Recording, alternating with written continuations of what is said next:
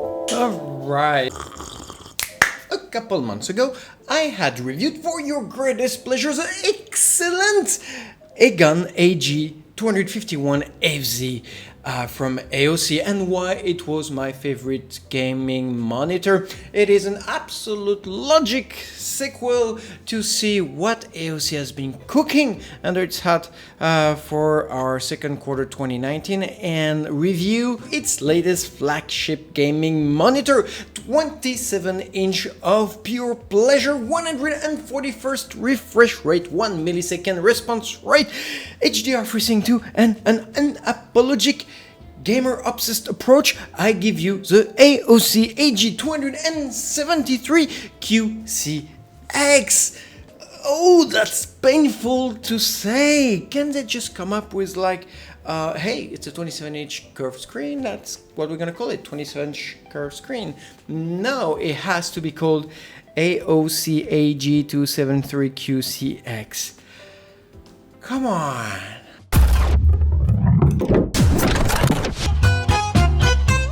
So even though I am not reviewing that many monitors around on this channel, after all this is only the second one I am doing, this is the component where I spend most time researching for before I buy one. And that's mainly because, well, that's what it's all about. It's great to have a big computer with a bunch of stuff, but if you have a screen in front of you, well, that's where it ends. So AGON is AOC's gamer segment, gamer enthusiastness segment, and it means more premium screens, more advanced and more expensive ones as well. And it shows, it's premium, it's sexy.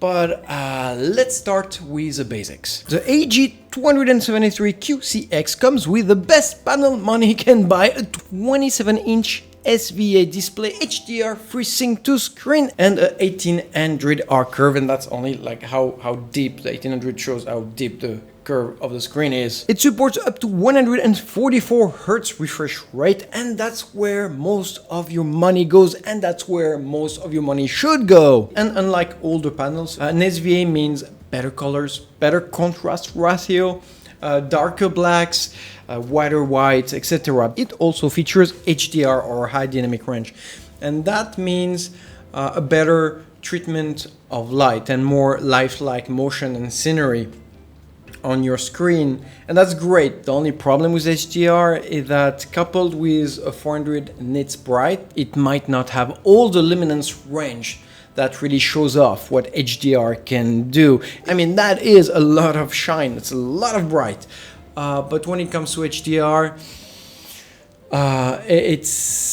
it might not be its best day. But what about the game? Because as far as I'm concerned, game is about two things: the frequency and the panel latency. And we have 144 Hz at 1 millisecond response panel, and that's insane, especially when you put it on a 2K 27-inch large curved panel. It looks absolutely gorgeous. It's fast, it's super responsive.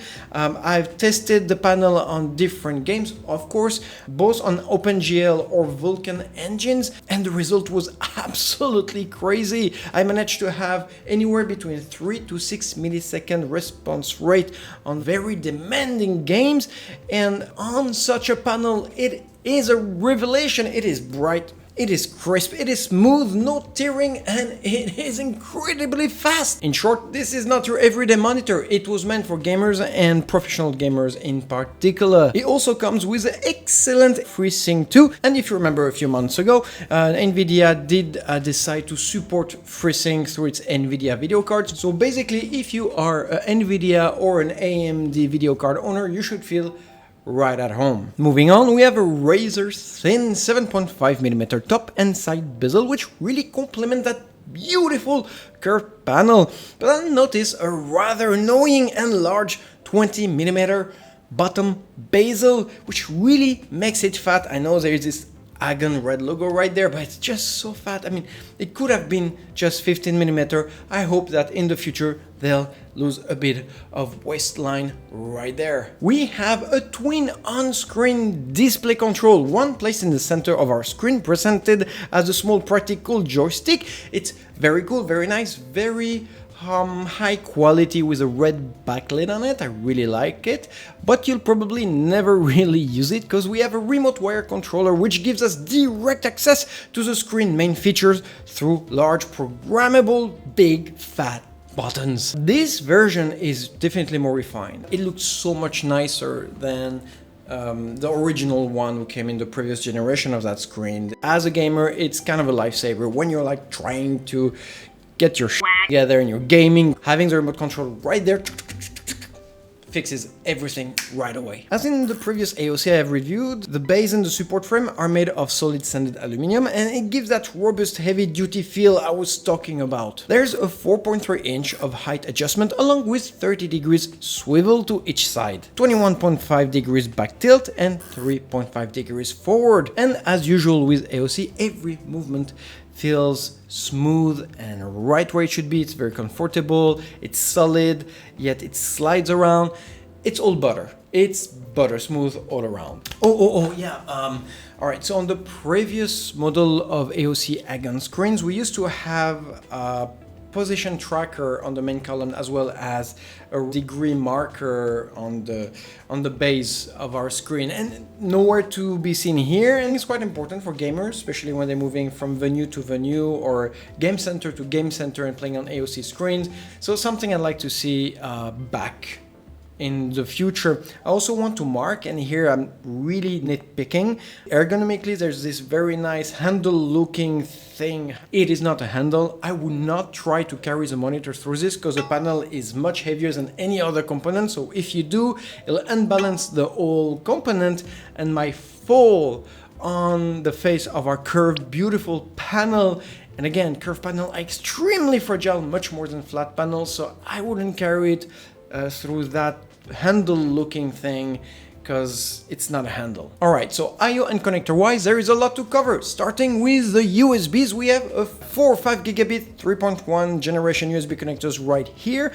Note that the yellow one is a DAC USB, meaning that first, if you are going to plug any kind of USB sound related component such as a headphones or microphone, etc., it will isolate it from any kind of electrical or static surrounding noise, so that's a kudos.